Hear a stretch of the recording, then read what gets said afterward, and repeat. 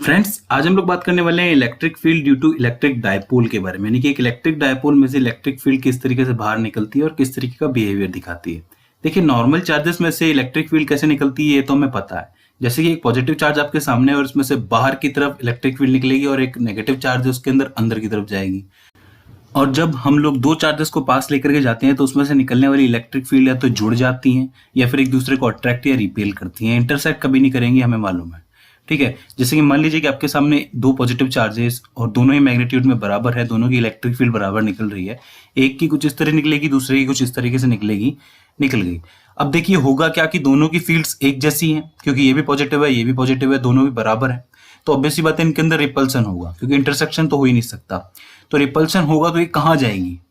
देखिए, यहाँ पर ऊपर की तरफ जो इलेक्ट्रिक फील्ड जा रही है वो दूसरी इलेक्ट्रिक फील्ड को कुछ इस तरीके से रिपेल करेगी और वो कुछ इस तरीके से आगे की तरफ जाएगी, ऊपर की तरफ, इसी तरीके से नीचे की तरफ, और बाकी डायरेक्शंस में भी कुछ ऐसा ही होगा। इसी तरीके से आप लोग दो नेगेटिव चार्ज लेके आओगे तो भी यही होगा, रिपल्शन कुछ इस तरीके से ही होने वाला है। क्यों? क्योंकि दोनों की फील्ड्स एक जैसी है, राइट। अब देखिए हो क्या कि अगर आप दो चार्जेस को पास लेके आए जो कि नेचर में अलग अलग है, जैसे कि एक पॉजिटिव को लिया है और एक नेगेटिव को लिया है, तो दोनों की फील्ड्स मिल करके एक बड़ा वेक्टर बनाएंगी, जैसा कि हम लोग देख चुके हैं। जैसे कि कुछ इस तरीके से बड़ा वेक्टर बन जाएगा, राइट। फोर्स बहुत स्ट्रांग हो जाता है दोनों के बीच में। लेकिन अगर दोनों ही चार्जेस का मैग्नीट्यूड बराबर हो तो दोनों के अंदर नेट चार्ज की वैल्यू क्या रह जाएगी? जीरो ही होगी ना, क्योंकि अगर मैं प्लस का 2q और माइनस का 2q जोड़ूंगा तो जीरो ही होगी, राइट। और हमें पता है किसी भी इलेक्ट्रिक डायपोल का जो चार्ज होता है, नेट चार्ज होता है, वो जीरो होता है, राइट। और इलेक्ट्रिक फील्ड बनने के लिए सबसे इंपॉर्टेंट क्या होता है? चार्ज ही होता है। अगर चार्ज नहीं है तो इलेक्ट्रिक फील्ड बनेगी कैसे? तो हम लोग कह सकते हैं कि इलेक्ट्रिक डायपोल में इलेक्ट्रिक फील्ड नहीं बनती। देखिए ऐसा बिल्कुल नहीं है। क्यों? क्योंकि भले ही इन दोनों का नेट चार्ज जीरो है, लेकिन ये दोनों चार्जेस अलग अलग पोजीशंस के ऊपर है। अब देखिए, मैंने अलग अलग पोजीशंस की बात की है तो कई लोग मुझसे पूछते हैं कि सर ये तो पॉजिटिव और नेगेटिव चार्ज एक दूसरे को अट्रैक्ट कर लेंगे, तो आप इन दोनों को एक सेपरेट डिस्टेंस पे कैसे रखोगे? तो देखिए इसका जवाब मैं पहले भी दे चुका हूँ कि कुछ डायपोल्स जो होते हैं वो परमानेंटली होते हैं। और दूसरी चीज ये है कि यहाँ पर हम लोग डायरेक्टली चार्ज नहीं रखने वाले।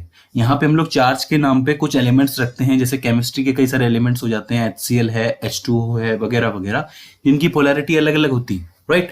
तो हम लोग पॉजिटिव और नेगेटिव चार्ज का कॉम्बिनेशन बैठाने की कोशिश करते हैं। जैसे कि HCl में क्या होता है, नेगेटिव चार्ज जो होता है वो Cl में होता है, पॉजिटिव जो होता है वो आपका H में होता है। तो इस तरीके से डायपोल क्रिएट होता है। डायरेक्टली आप चार्ज तो कहीं रख ही नहीं सकते ना, राइट। तो ये बहुत नॉर्मल चीजें हैं, इसका ध्यान रखना है, ठीक है।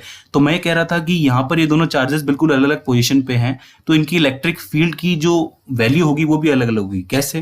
जैसे मान लीजिए कि इस डायपोल के आसपास आप कोई एक पॉइंट मान रहे हैं और इस पर आप इलेक्ट्रिक फील्ड जो है कैलकुलेट करना चाहते हैं, तो ये जो पॉजिटिव चार्ज है कुछ इस तरीके से इसके ऊपर इलेक्ट्रिक फील्ड लगाएगा और ये नेगेटिव चार्ज इस पे कुछ इस तरीके से इलेक्ट्रिक फील्ड लगाएगा। तो आप एक चीज देखने की कोशिश कीजिए, दोनों में से कौन सा वेक्टर बड़ा है, छोटा है?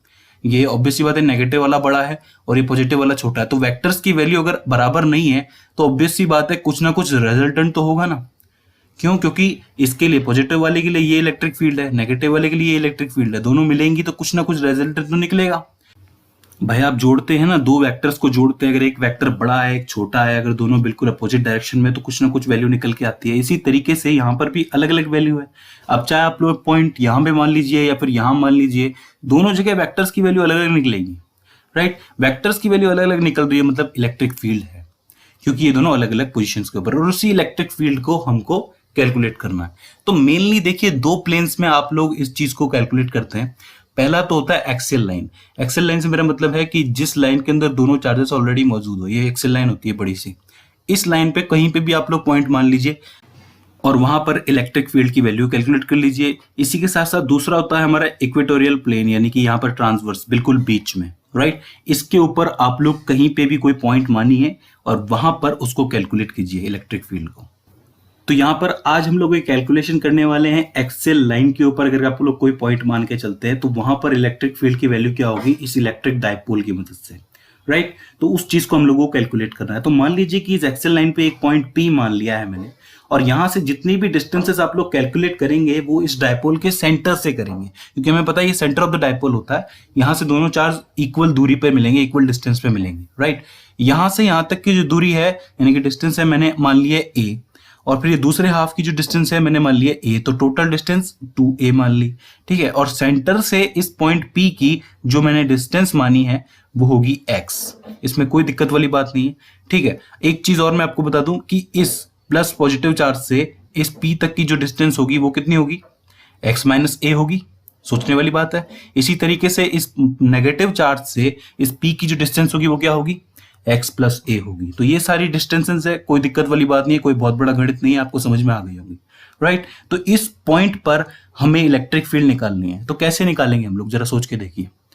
बहुत सिंपल है, हम लोग बारी बारी करके एक एक चार्ज की इलेक्ट्रिक फील्ड निकालेंगे जो कि वेक्टर्स के रूप में निकलेगी। जैसे कि ये पॉजिटिव चार्ज है, इसके ऊपर से जो इलेक्ट्रिक फील्ड इस पॉइंट P पे लगेगी वो इस तरीके से निकलेगी, ठीक है। और जो हमारा नेगेटिव चार्ज है उसकी वजह से जो इलेक्ट्रिक फील्ड लगेगी वो कुछ इस तरीके से लगेगी, राइट। दो वेक्टर्स निकल के आएंगे, उन दोनों वेक्टर्स को हमें आपस में सॉल्व करना है, सिंपल सी बात है, निकल आएगी electric field, net electric field, कोई दिक्कत वाली बात नहीं है। तो सबसे पहले हम लोग क्या करते हैं, पॉजिटिव चार्ज की वजह से इस पॉइंट P के ऊपर इलेक्ट्रिक फील्ड की वैल्यू निकालेंगे। अब हमें पता है कि ये जो पॉइंट चार्ज है और पॉइंट चार्ज का जो इलेक्ट्रिक फील्ड का जो फॉर्मूला होता है वो क्या होता है, 1/4πε0 Q/r², ठीक है। तो यहाँ पे E प्लस क्यू लिखेंगे नीचे, इज इक्वल्स टू में 1/4πε0, क्यू की वैल्यू क्यू ही रहेगी, अपॉन में आर की जगह क्या लिखेंगे, आर की जगह हम लोग वैल्यू लिखेंगे x माइनस ए का होल स्क्वायर। ऑब्वियस सी बात है, यहां से यहां तक की जो डिस्टेंस है, राइट। अब इसकी जो डायरेक्शन होगी वो क्या होगी, इसकी डायरेक्शन चूंकि ये पॉजिटिव चार्ज है और पॉजिटिव चार्ज में से बाहर की तरफ आती है इलेक्ट्रिक फील्ड, तो कुछ इस तरीके से इस डायरेक्शन में आपका इलेक्ट्रिक फील्ड जाएगा, कोई दिक्कत वाली बात है, यानी कि नेगेटिव से पॉजिटिव की तरफ, ये चीज याद रखना। इसी तरीके से ये जो नेगेटिव पॉइंट चार्ज है हमारा, ये इस P पर क्या इलेक्ट्रिक फील्ड लगाएगा, फिर से हमें पॉइंट चार्ज की वैल्यू लगानी पड़ेगी, 1/4πε0 Q/r²। तो यहाँ पे लिखेंगे E minus q is equals to में 1/4πε0 Q अपॉन में x प्लस a का होल स्क्वायर। ऐसा ही तो होगा, बीच में जो r की डिस्टेंस है, इन दोनों के बीच की डिस्टेंस है, यही तो है, ठीक है। और इसकी डायरेक्शन क्या होगी, चूंकि हमें पता है कि नेगेटिव चार्ज होता है वो अंदर की तरफ लेता है इलेक्ट्रिक फील्ड्स को, तो कुछ इस तरीके से डायरेक्शन होगी इसकी अंदर की तरफ, राइट। तो हमारे सामने दो इलेक्ट्रिक फील्ड निकल के आ गई, एक प्लस चार्ज की वजह से, एक माइनस चार्ज की वजह से, दोनों का हम लोगों को सॉल्व करना है, तो नेट इलेक्ट्रिक फील्ड निकल के आ जाएगी। अब चूंकि दोनों अपोजिट डायरेक्शन में है तो दोनों माइनस होंगी, ऑब्वियस सी बात है। तो जिस इलेक्ट्रिक फील्ड की वैल्यू ज्यादा है उसमें से कम इलेक्ट्रिक फील्ड की वैल्यू माइनस कर दीजिए। अब कौन सी इलेक्ट्रिक फील्ड की वैल्यू ज्यादा है बता सकते हैं आप लोग, ऑब्वियस सी बात है जिसका ये नीचे वाला पार्ट जो है वो कम हो। मतलब एक बार सोच के देखिए, अगर नीचे वाला पार्ट कम होगा और आप लोग ऊपर वाले पार्ट से उसको डिवाइड करोगे तो वैल्यू ज्यादा ही निकल के आएगी, और जिसका नीचे वाला पार्ट ज्यादा होगा आप उसे ऊपर वाले से डिवाइड करोगे तो वैल्यू कम निकल के आएगी। तो यहाँ पर ज्यादा कौन सी होगी, ये पॉजिटिव वाले की होगी, क्यों, क्योंकि यहाँ पे जो नीचे वाला पार्ट है ये कम है ना, वैल्यू कम होगी ना, x माइनस ए, राइट। तो आप लोग लिखेंगे net electric field is equals to में E plus q minus E minus q, कोई दिक्कत वाली बात नहीं है, हम लोगों ने ज्यादा में से कम माइनस कर दिया, तो इसकी वैल्यू जो है आप लोग पुट कर दीजिए। E इज इक्वल्स टू में 1/4πε0 Q अपॉन में x माइनस ए का whole square minus 1/4πε0 Q upon में x प्लस ए का होल स्क्वायर। अब यहां पर आपको जो चीजें कॉमन नजर आ रही है उससे आप लोग बाहर निकाल दीजिए, यानी कि Q अपॉन में 4πε0 को हम लोगों ने बाहर निकाल दिया, ब्रैकेट में रह जाएगा 1 अपॉन में x माइनस ए का होल स्क्वायर माइनस 1 अपॉन में x प्लस ए का होल स्क्वायर, राइट। अब ये नीचे वाले पार्ट को आप लोग गौर से देखिए, x माइनस ए और x प्लस ए, इसको आप लोग लिख सकते हैं x square minus a square का होल स्क्वायर। कैसे लिखेंगे, आपको पता है a minus b, a plus b का फॉर्मूला आपको अच्छी तरीके से मालूम है, राइट। इनके स्क्वायर्स को हम लोगों ने अंदर मल्टीप्लाई कर दिया है, कोई दिक्कत वाली बात नहीं है। अब आप लोग इसका पूरा एलसीएम ले चुके हैं, तो आप लोग ऊपर लिख सकते हैं x प्लस ए का whole square minus x minus a का होल स्क्वायर। मैंने सिंपल ये किया है, इसमें कोई बहुत बड़ा गणित नहीं है, आपको अच्छी तरीके से पता है, राइट। इसको जब आप लोग सॉल्व करेंगे, मतलब इनके स्क्वायर्स को जब आप लोग खोलेंगे तो इसमें से बहुत सारी जो वैल्यूज है, जैसे कि एक्स स्क्वायर प्लस ए स्क्वायर बचेगा इधर, और इधर बचेगा x square minus a square, तो वो तो कैंसिल आउट हो जाएंगे, राइट। दोनों माइनस दोनों प्लस, राइट। तो बचेगा क्या, 4xa बचेगा, क्योंकि इधर से 2x है उधर से 2x है, दोनों को जोड़ेंगे तो आपके सामने बचेगा 4x है, कोई दिक्कत नहीं है। तो आप लोग वैल्यू लिखेंगे E इज इक्वल टू में Q अपॉन में 4πε0 4xa अपॉन में x square minus a square का होल स्क्वायर। इसमें बहुत बड़ा गणित नहीं है, आप लोग इसको सॉल्व करेंगे ब्रैकेट खोल के तो यही वैल्यू निकल के आएगी। अब देखिए, हमें पता है कि जो इलेक्ट्रिक फील्ड है वो वेक्टर क्वांटिटी है, और इसे हम लोगों को वेक्टर क्वांटिटी में लिखना है तो इधर की तरफ हमें एक वेक्टर वाला टर्म लेके आना पड़ेगा, राइट। तो वो कैसे लाएंगे हम लोग? तो बहुत सिंपल है, ये जो आपका Q है और ये जो आपका A है, और यहां से आप इस 4 में से एक 2 उठा लीजिए, यानी कि 2QA। इससे आपको कुछ याद आया? ये क्या है? ये डायपोल मोमेंट ही तो है। 2QA लिखते हैं ना हम लोग इस चीज को। तो इस पूरे को हम लोग P लिख सकते हैं, क्योंकि हमें पता है डायपोल मोमेंट को P से लिखते हैं, राइट। तो हम लोग लिखेंगे E इज इक्वल्स टू में P, इसमें से 2 बचेगा यानी कि 2x अपॉन में 4πε0, यहाँ पे ब्रैकेट में x² माइनस a² का होल स्क्वायर। आप समझिए मैंने क्या किया यहाँ पे? मैंने कुछ नहीं किया, यहाँ पे इस चीज को P में कन्वर्ट किया है, मैंने डायपोल मोमेंट में कन्वर्ट किया है। तो यहाँ पे वेक्टर आसानी से लगा सकता हूँ, यानी कि E vector is equal to में P वेक्टर 2x अपॉन में 4πε0 x² माइनस a² का होल स्क्वायर। तो यानी कि जो इलेक्ट्रिक फील्ड की वैल्यू है वो ये बचेगी।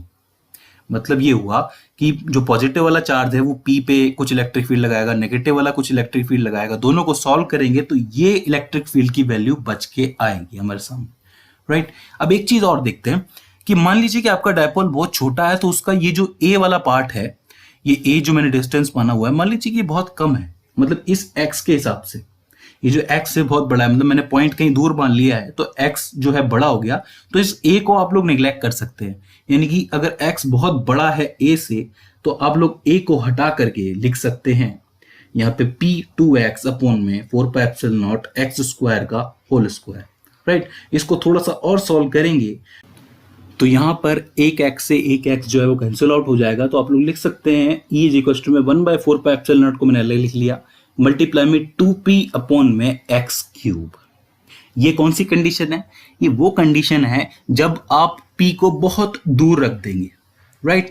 तो बहुत इंपॉर्टेंटली हमें समझ में आया कि एक इलेक्ट्रिक डायपोल एक पॉइंट p पर ये इलेक्ट्रिक फील्ड की वैल्यू निकालता है। दूसरी इंपॉर्टेंट चीज, इसकी डायरेक्शन क्या होगी?